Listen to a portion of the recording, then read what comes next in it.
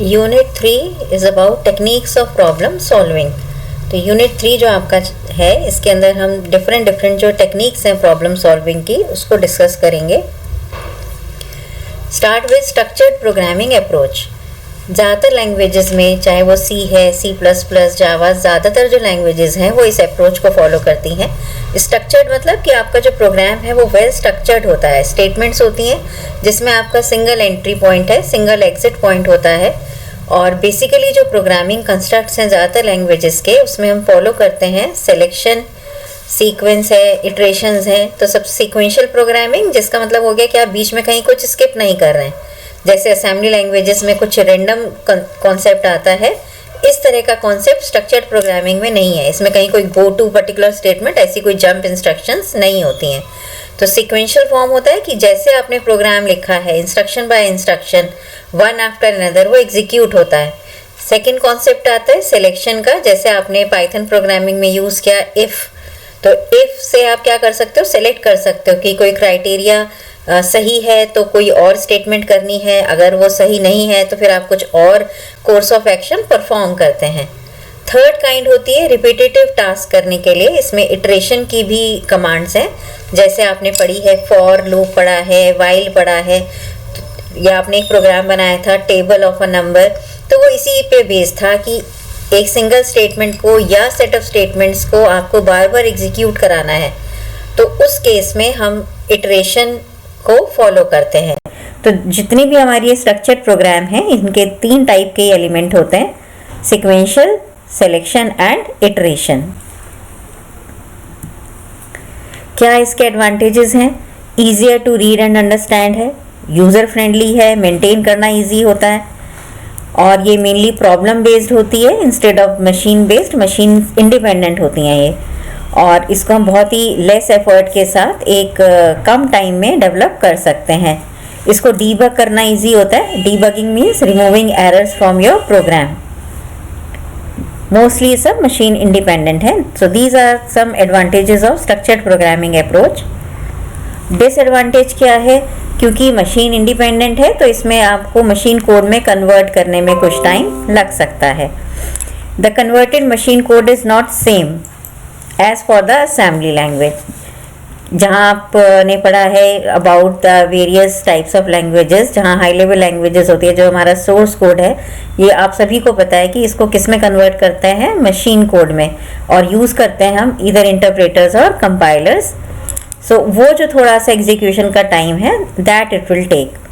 The program depends upon changeable factors like data types, कि आपका जो प्रोग्राम है उसमें आपको डिफरेंट डेटा किस टाइप का ले रहे हो, इंटीजर है, फ्लोट है या स्ट्रिंग है, तो उसके अकॉर्डिंग थोड़ा बहुत चेंजेस आते हैं। अकॉर्डिंगली हमें ये अपडेशन होती है इन लैंग्वेजेस में। तो usually the development of this approach takes longer time as it language dependent, कि क्या हम लैंग्वेज यूज़ कर रहे हैं, कौन सी प्रोग्रामिंग यूज़ कर रहे हैं, उसके हिसाब से प्रोग्राम डेवलपमेंट में टाइम लगता है। तो डिसएडवांटेज जो है बहुत कम है in comparison to its advantages.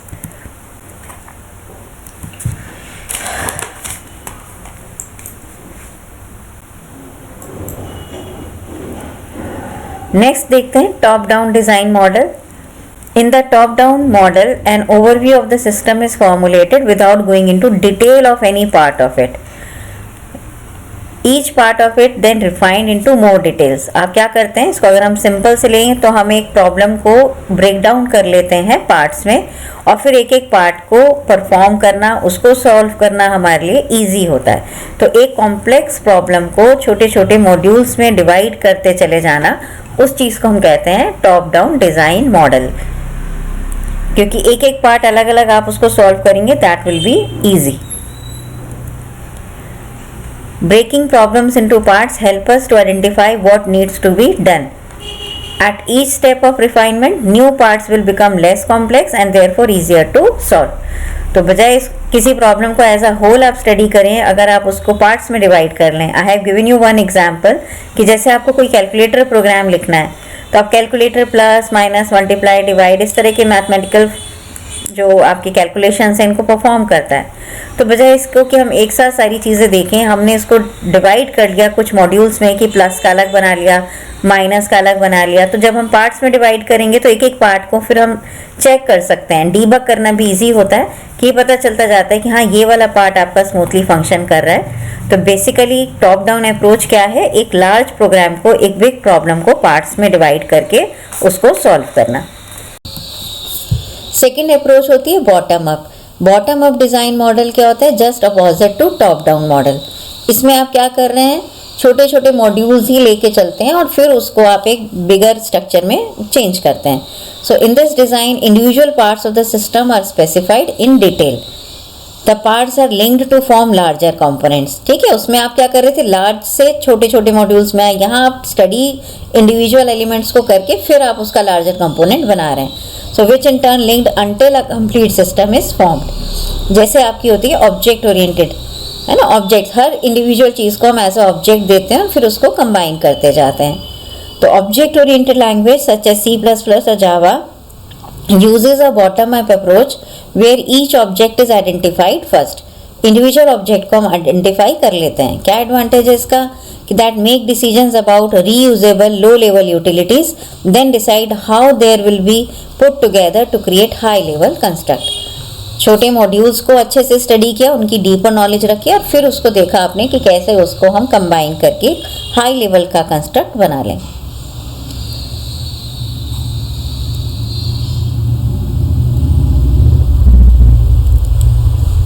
इस तरह से हम एक डिफरेंशिएशन जो है इसका एक बार समराइज कर सकते हैं। इस स्लाइड पर आपको टॉप डाउन अप्रोच के पॉइंट्स और बॉटम अप अप्रोच दोनों को देख रहे हैं आप। तो एक समराइज फॉर्म में ये स्लाइड है। टॉप डाउन में क्या है, in this approach we focus on breaking up the problem into smaller parts. Bottom up में हम क्या कर रहे हैं, we solver the smaller problems and integrated as a whole. छोटा छोटे को आपने बड़ा कर रहे हैं कंबाइन करके और यहाँ आप बड़ी प्रॉब्लम को छोटे छोटे में डिवाइड करते जा रहे हैं। तो बिल्कुल अपोजिट अप्रोच है टॉप डाउन की और बॉटम अप की। Mainly used by structured programming, जैसे आपकी कुबोल, फोर्ट्रैन जो पहले हमारी हाई लेवल लैंग्वेजेस थी यहाँ यूज़ होता है। और बॉटम अप जो आपकी न्यू लैंग्वेजेस हैं, जो ऑब्जेक्ट ओरिएंटेड वाली हैं आपकी, जैसे C++ है, पाइथन है, जावा है, ये यूज़ करती है bottom up approach. Each part is programmed separately, therefore contain redundancy। यहाँ पर रिपीटिशन की प्रॉब्लम आ सकती है। redundancy means repetition, redundancy duplication से मतलब होता है। तो यहाँ पर आपका redundation मिनिमाइज होता है क्योंकि हम डेटा इनकैप्सुलेशन, डेटा हाइडिंग, ये कुछ ऑब्जेक्ट ओरिएंटेड की कैरेक्टरिस्टिक्स हैं, इनको फॉलो करते हैं। In this the communication is less among modules, और वहाँ पर आपका अच्छा खासा कम्युनिकेशन होता है बिटवीन द मॉड्यूल्स। मतलब यहाँ मॉड्यूल्स का आपस में कम्युनिकेशन नहीं होने का मतलब कि थोड़ा इंडिपेंडेंट फैक्टर ज़्यादा होता है। It is use in debugging, module documentation, और वहाँ किस में यूज़ होता है, टेस्टिंग में। बॉटम अप ज़्यादातर काम आती है testing your data.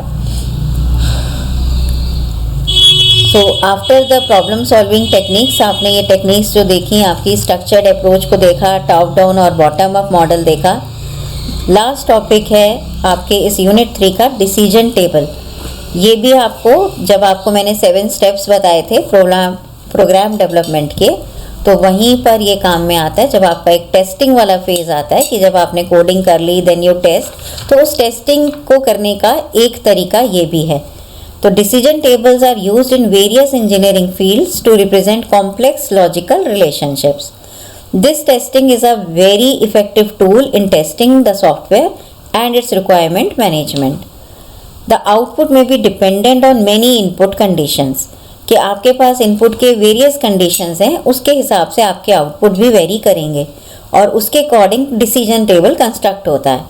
And decision tables give a tabular view, एक टेबल की फॉर्म में बनाते हैं हम various combinations of input and these conditions are in the form of true and false. कि कंडीशन को देखते हैं कि ये जो कंडीशन है ये ट्रू है या फॉल्स है। तो उस तरह से पूरा एक डिसीजन टेबल एक टेबुलर फॉर्म में कंस्ट्रक्ट होता है। आगे की स्लाइड में हम इसका एक एग्जांपल देखेंगे for better understanding of this topic. So also it provides a set of conditions and it's corresponding action.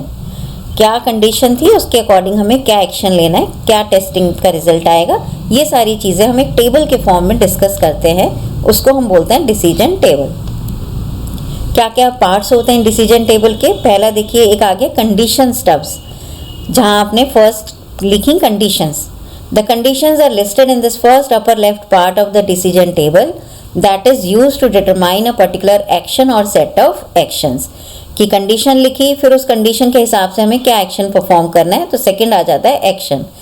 All the possible actions are given in the first lower left portion below condition step. Condition step के नीचे हम क्या लिखते हैं, actions, कि उस condition के हिसाब से क्या एक्शन परफॉर्म हो रहा है। इसके बाद आती हैं कंडीशन एंट्रीज।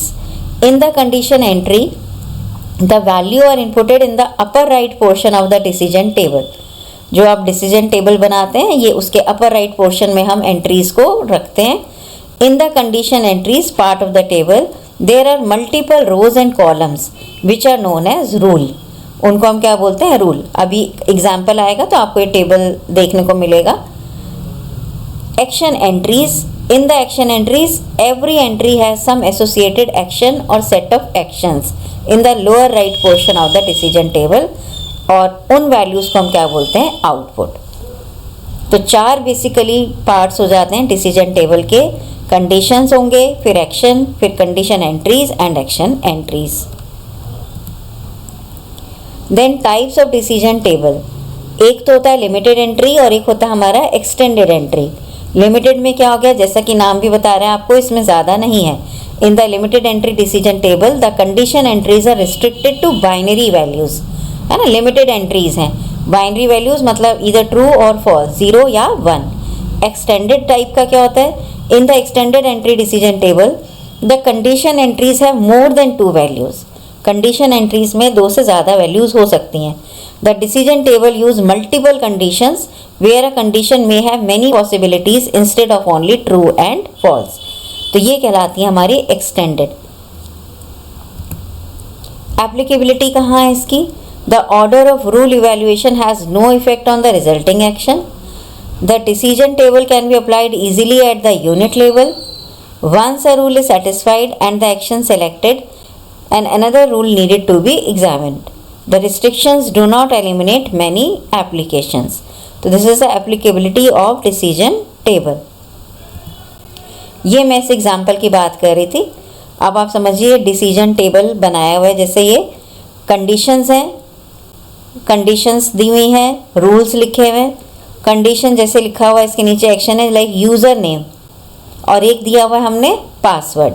तो अब इसको देखें, उसके अकॉर्डिंग कुछ वैल्यूज़ हैं। देखिए रूल 1 में एफ है या टी है, तो ये आपका किस टाइप का डिसीजन टेबल है, हमारा लिमिटेड वाला है ना। लिमिटेड एंट्री कि इसमें या तो ट्रू है या फॉल्स है, बाइनरी वैल्यू है, या तो 0 है या 1 है। लीजेंट को समझिए, टी का मतलब क्या हो गया, correct user name password, T से मतलब हो गया। एफ का मतलब क्या होगा, रॉन्ग यूज़र नेम और पासवर्ड। और अगर कहीं ई आ रहा है, ई का मतलब हो जाएगा एरर मैसेज। और एच का मतलब हो गया होम स्क्रीन इज डिस्प्लेड। ये हमने इनके सिंबल्स के मीनिंग दिए हैं। इंटरप्रिटेशन क्या है, case 1, user name and password both were wrong. पहला वाला रूल देखिए कि यूज़र नेम पासवर्ड अगर दोनों में एफ आ रहा है ना, रूल 1 में देखो यूज़र नेम में भी एफ है, पासवर्ड में भी एफ है। दैट मीन्स कि जो यूज़र नेम और पासवर्ड एंटर हुए हैं वो दोनों ही रॉन्ग हो गए। The user is shown an error message. तो उस यूज़र को फिर एक ई का आउटपुट नज़र आएगा, वो क्या होगा, एरर मैसेज होगा। एक केस क्या हो सकता है कि यूज़र नेम तो ठीक डाला है, user name was correct but the password was wrong. Second rule देखिए, ये पॉसिबिलिटी हो सकती है कि यूज़र नेम ठीक एंटर कर दिया बट उसका पासवर्ड गलत हो गया। रूल 2 में पहली एंट्री टी है, दूसरी एंट्री क्या है, एफ है, तब भी यूज़र को शो होगा एक error message. The user is shown an error message. Case 3, user name was wrong but the password was correct, then the user is shown an error message. इन तीनों ही केसेस में क्या होगा, ई का मतलब हो गया उसको एरर मैसेज दिखाई देगा कि आपने यूज़र नेम पासवर्ड में मिस्टेक की है। क्या पॉसिबिलिटी है, या तो दोनों ही गलत डाल दिए, या यूज़र नेम सही था पासवर्ड रॉन्ग हो गया, या आपका यूज़र नेम गलत है पासवर्ड सही है। केस 4 क्या है, दोनों ही करेक्ट हैं। जब दोनों ही करेक्ट हैं तो आउटपुट क्या हो गई, आपकी एच हो गई, आपका होम पेज का स्क्रीन नज़र आएगा। क्लियर है, एच का मतलब कि आउटपुट क्या हो गई, करेक्ट है अब आपका, कि दोनों चीज़ करेक्ट हैं, तब आप होम पेज पे आगे चले जाएंगे।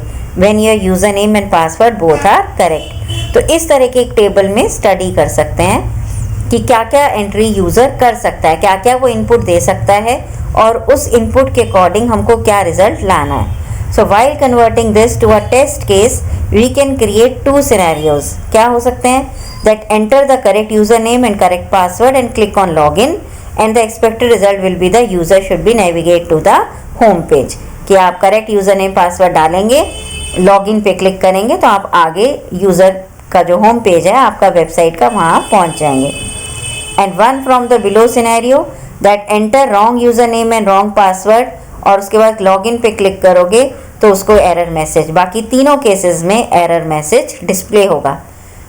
ठीक है, होम स्क्रीन आने के लिए, लॉगिन करने के लिए क्या ज़रूरी है कि आपके यूज़र नेम और पासवर्ड दोनों करेक्ट हो। तो इन कंडीशंस को, इन सब चीज़ों को हम एक डिसीजन टेबल के फॉर्म में स्टडी कर सकते हैं। So this is all in unit number 3।